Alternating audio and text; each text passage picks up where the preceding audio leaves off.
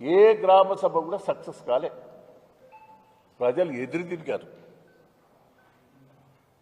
తులం బంగారం ఇస్తామని ఏం మోసం చేశావు? 2000 4000 చేస్తానని మోసం చేశావు.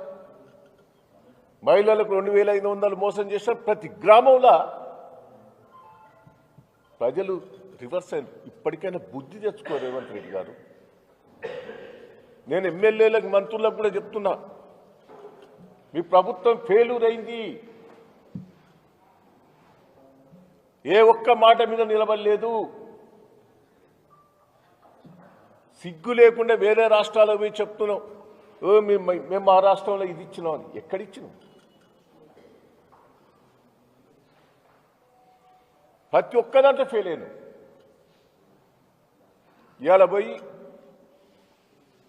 మొన్న దావస్ పోయాను, సింగపూర్ పోయాను. ఏందే 1,40,000 1,60,000 కోట్లు అంటాను.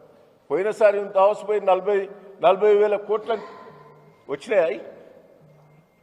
40,000 కోట్ల